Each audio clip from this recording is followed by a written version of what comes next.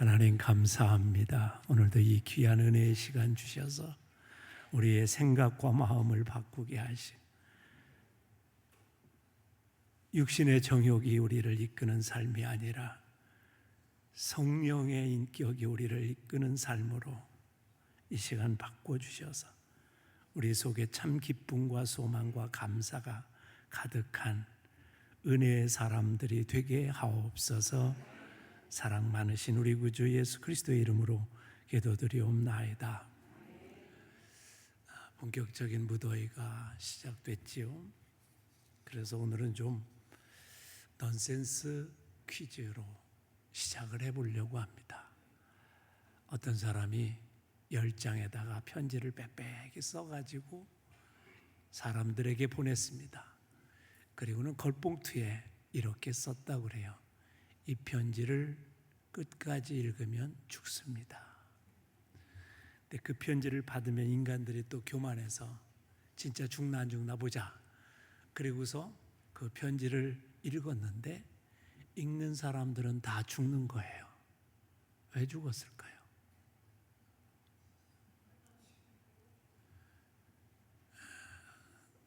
어떤 분은 전혀 생각이 안 나고 어떤 분은 조금 생각이 날 거예요. 10장의 편지에 쉼표가 없었어요. 10장 읽다 숨 막혀 죽었다는 거죠. 우스갯소리로 하는 얘기지만 우리 인생에서 깊이 한번 생각해 볼 필요가 있습니다. 우리의 인생에 만약 쉼표가 없다면 어떻게 될까요? 우리의 일터나 우리의 가정에 쉼표가 없다면 어떻게 될까요? 아마 정신없이 그저 살아가다가 어느 날 갑자기 지쳐서 쓰러지게 될지 모릅니다. 그래서 참 쉬는 것이 참 중요한. 차도 쉬지 않고 달리면 차가 그냥 멈춰버립니다. 인간도 마찬가지지요. 그런데 인간은 이 사실을 알면서도 쉬지 않는 이유가 있습니다. 첫째는 이렇게 얘기하죠. 아니 난 지금 쉴 틈이 없다. 쉴 틈이 없어. 나 지금 정신없이 살아야 돼. 또한 어떤 사람은 이렇게 얘기해요. 아니 지금 쉴 형편이 안 된다고. 쉬고 싶은데. 또 어떤 사람은 얘기합니다. 아 내가 정해놓은 목표가 있기 때문에 그때까지는 쉴 수가 없다. 또 마음이 아프게도 먹고 살아야 되니까 쉴 수가 없다.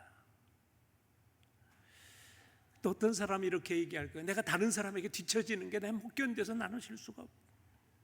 그런데 문제는 그렇게 달려가다간 언젠가 고장이 난다. 근데 차를 타고 가다 고장이 나는데 그게 고속도로 위라면 여러분 어떡하겠어요? 그게 아무도 없는 산길에서 차가 섰다면 여러분 어떡하겠어요? 인간도 때때로 갑자기 몸이 이상해서 병원에 갔더니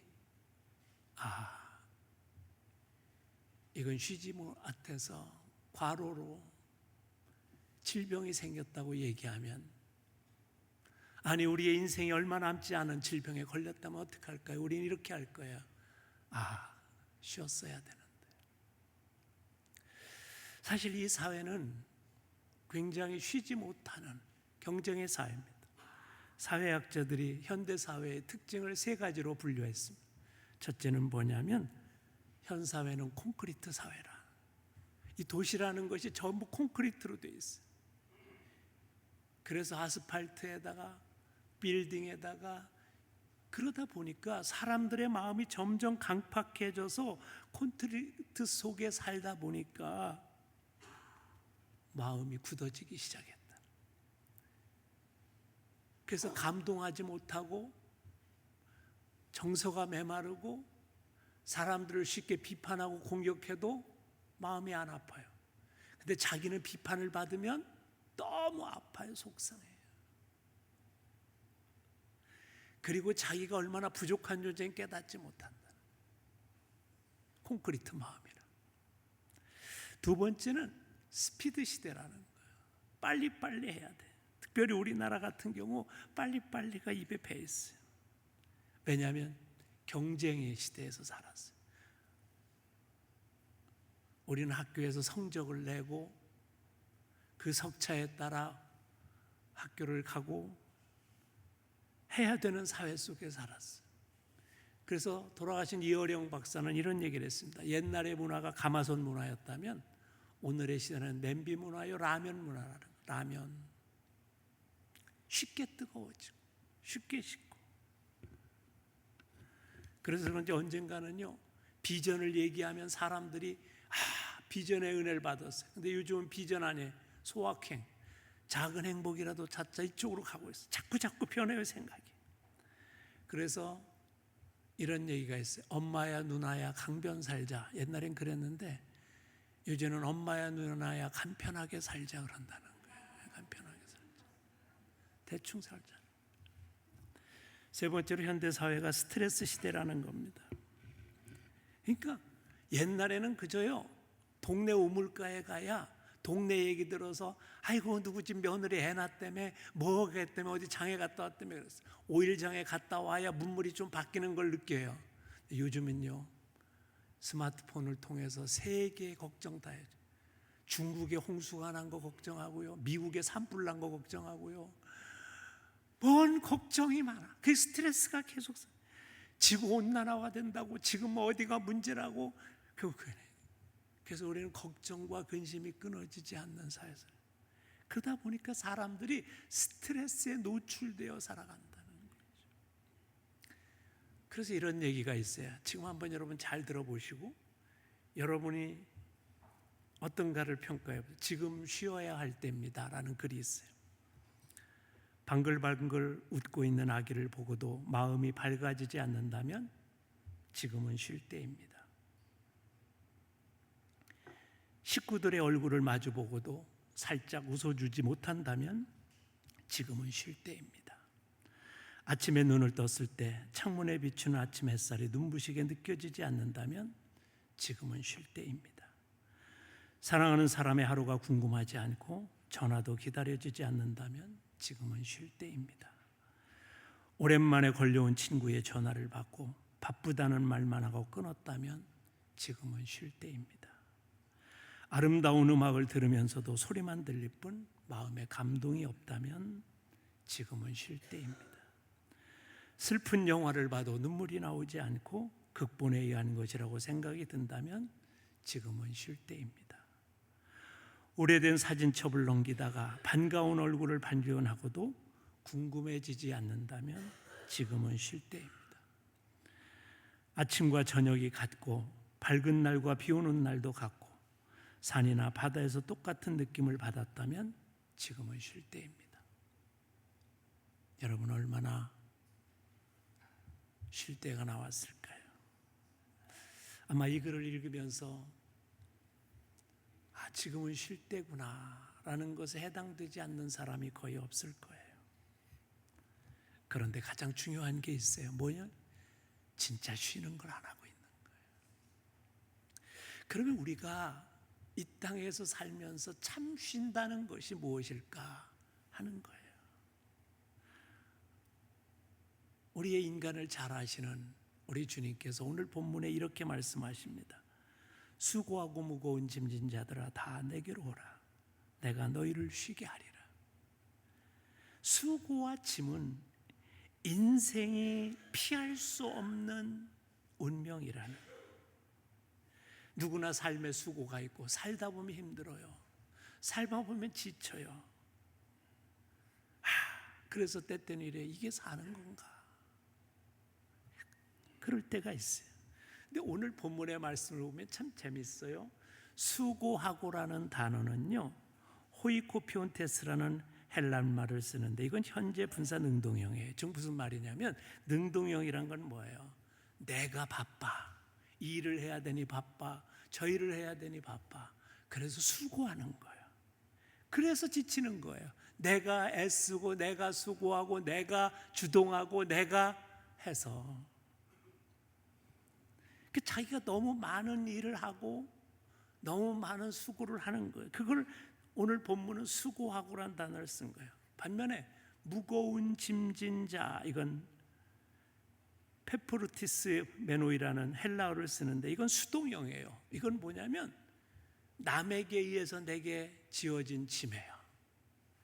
여러분은 태어나서 어떤 짐을 졌어요? 자식이라는 짐을 지고 태어났어요. 자라다 보니 자식이야. 그런데 어느덧 가서 결혼하고 장가가고 시집가고 그게 뭐가 돼요? 자식을 낳고 부모라는 짐이 생겨요. 근데 부모라는 짐만 생기는 게 아니라 시어머니도 만나고 시아주머니도 만나는 또 짐이 생겨요. 이건 내가 만든 짐은 아니에요. 세상에 살다 보니까 주어지는 짐이에요.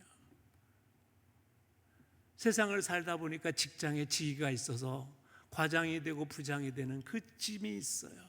사장이 되고 대표가 되고 저같이 목사가 되면 짐이 있어요. 내가 맡으려고 한 게 아니라 하다 보니 살다 보니 내게 주어진 거. 그로 말미암아 내게 지어지는 무거운 것들이 있어요. 여러 가지 사회적 평판과 또 갈등과 관계의 문제들이 있어요. 그걸 다 얘기하는 게 무거운 짐이에요. 그래서 이 수고하고 내가 세상에 살다가 지친 것, 그리고 때로는 내게 지어진 무거운 짐 때문에 힘들어. 그런데 여러분이 힘들고 피곤하면 어떻게 하십니까? 자야지요. 그런 자야 된다고 생각해요. 근데 자고 또 자고 일어나도 안 풀리는 피곤이 있어요. 그게 뭘까요? 마음의 피곤과 정신의 피곤과 영적인 피곤이에요. 이건 해결되지 않아요.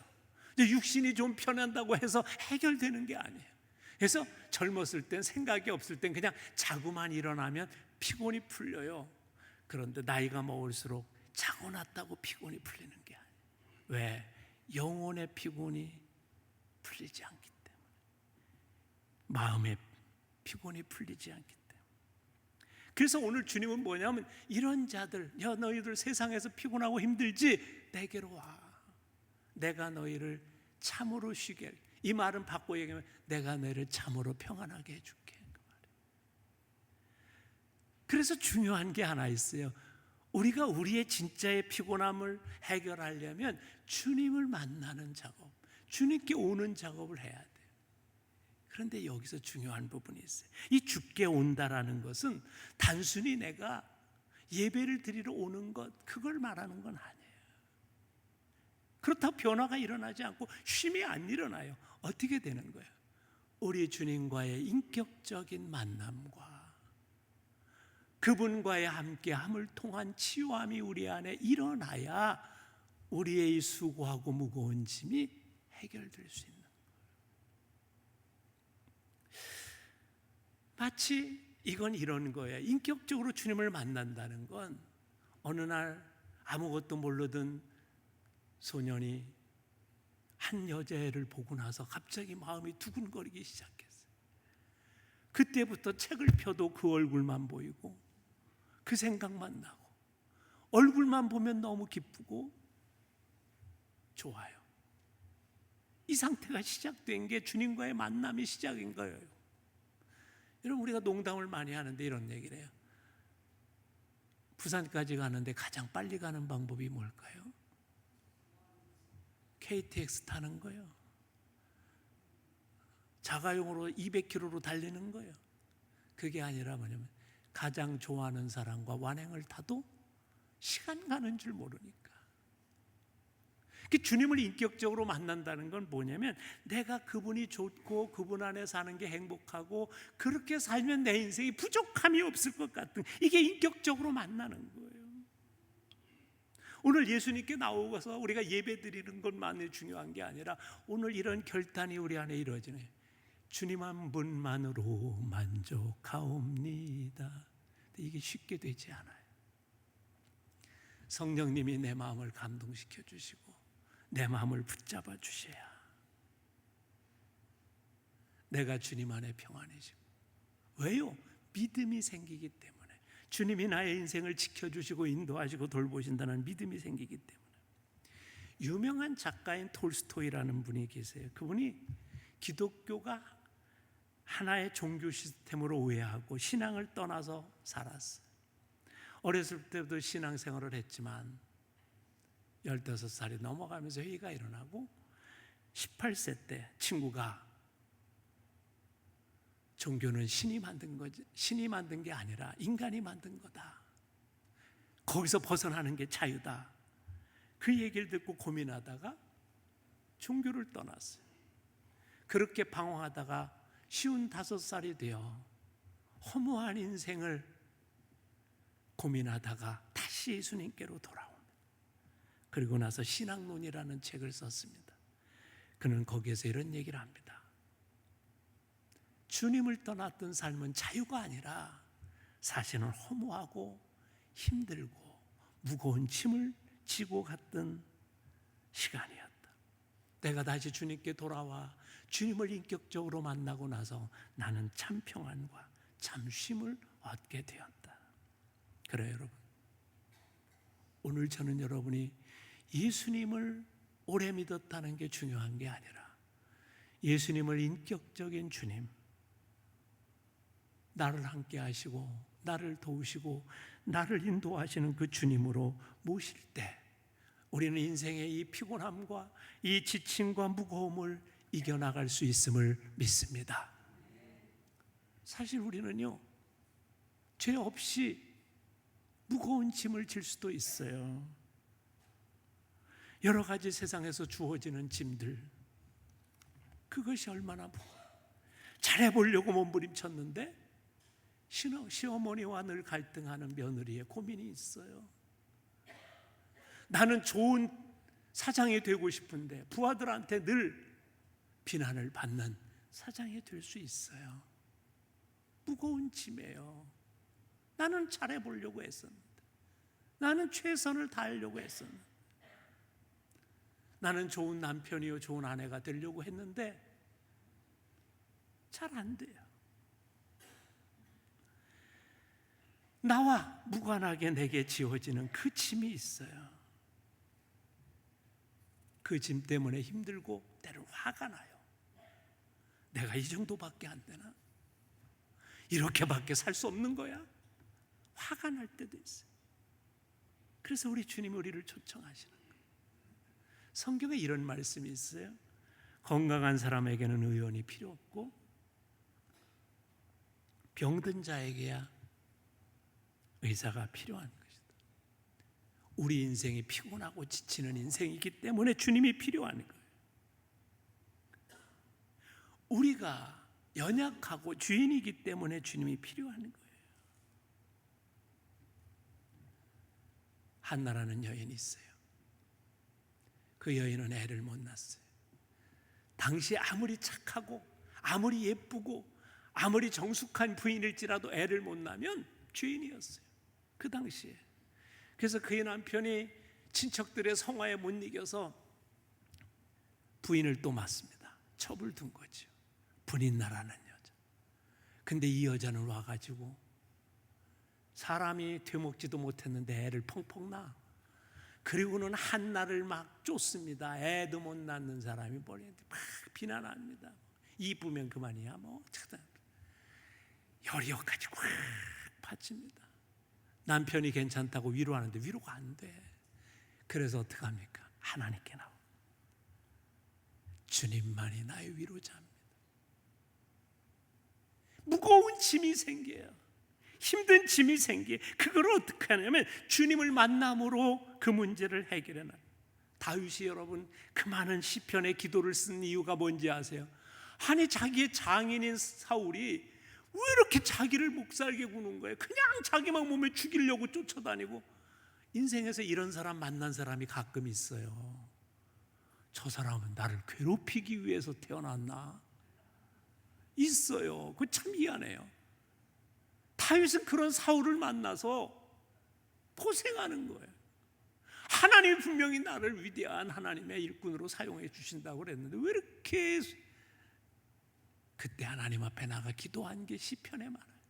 나의 피난처시요 나의 산성이시요 나를 정말 괴롭게 하는 인간이 있나이다. 하나님 나를 도와주소서. 여러분, 이게 오늘 수고하고 무거운 짐진 자로 주님 앞에 서는 거예요. 성경에 보면 수고하고 무거운 짐진 자가 많아요.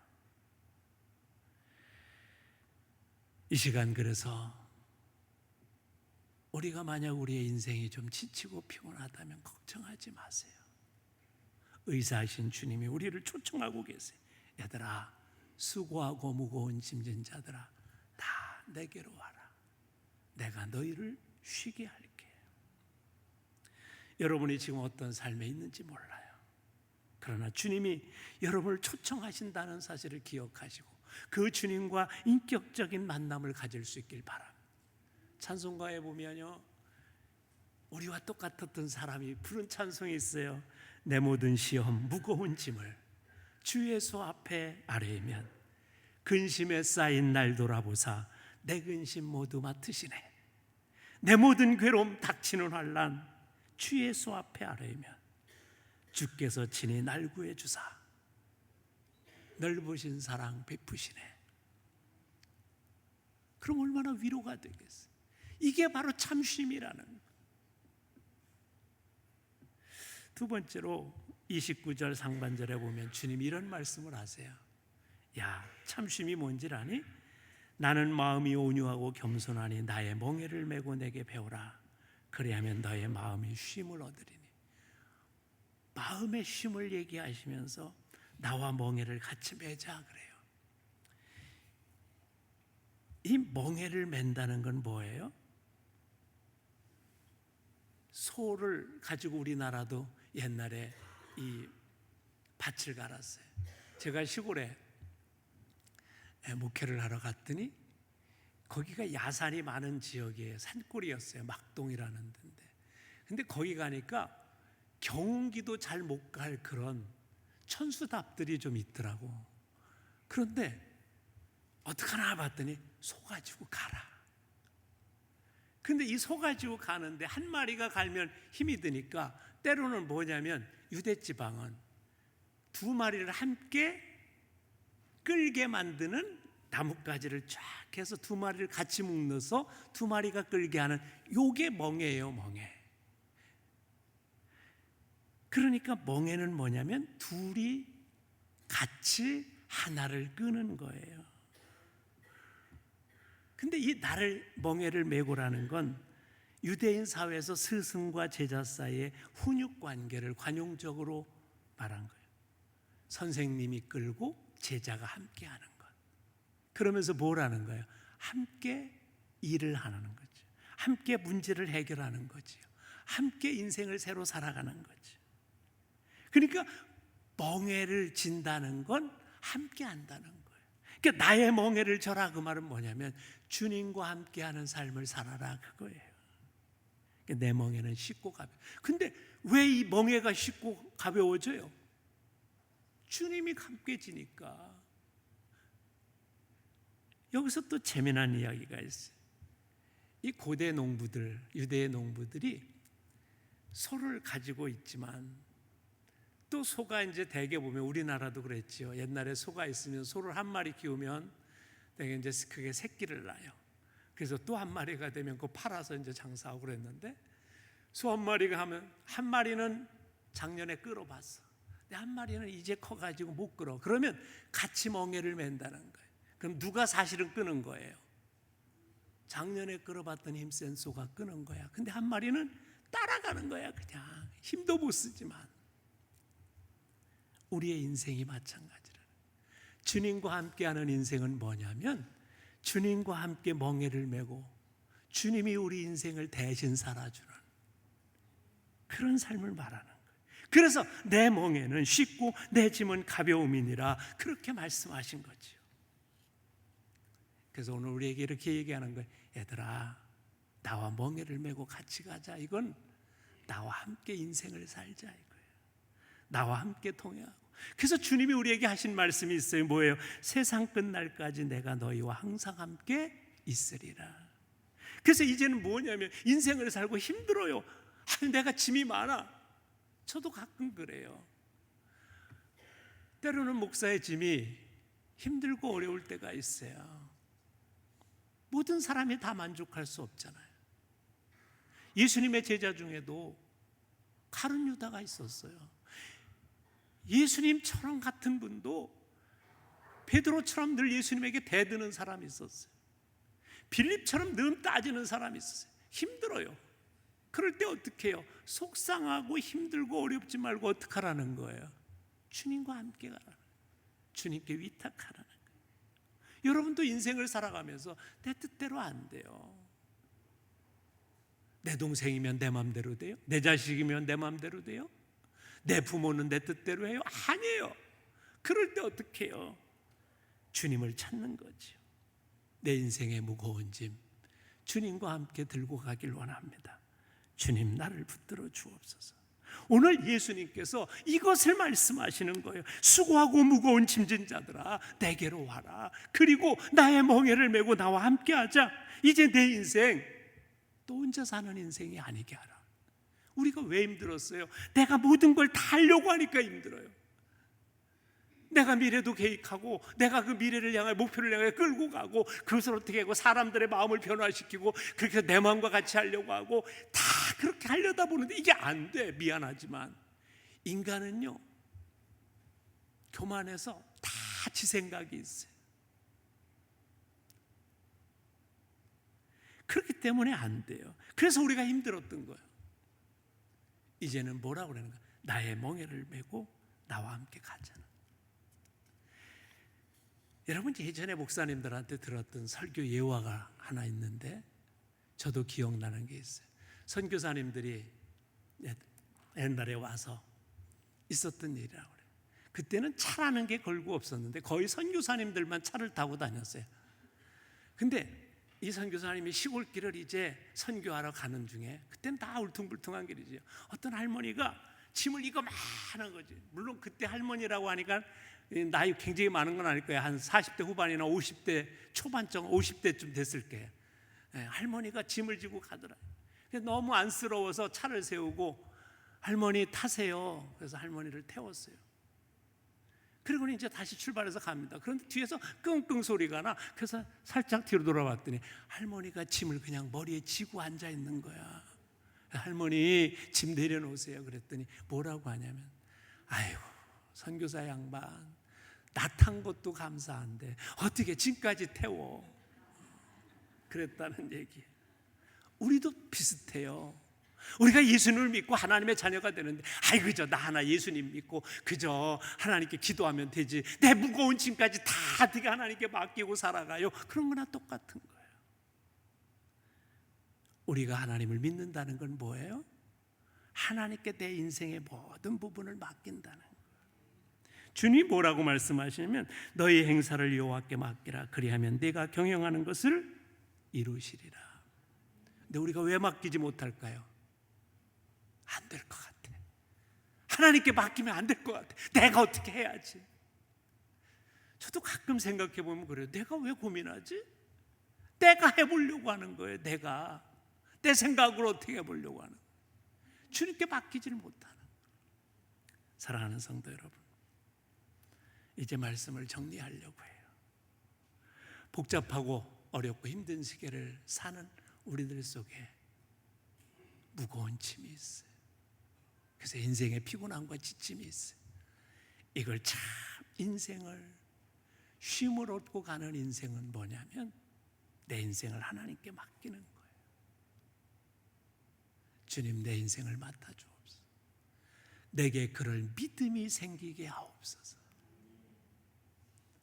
오늘 여러분이 이 결단을 하시고 이제 인생을 좀 쉽게, 인생을 좀 쉼을 가지면서 여유 있게 평안하게 기쁨으로 사실 수 있는 복된 인생들이 되시길 주님의 이름으로 축복합니다.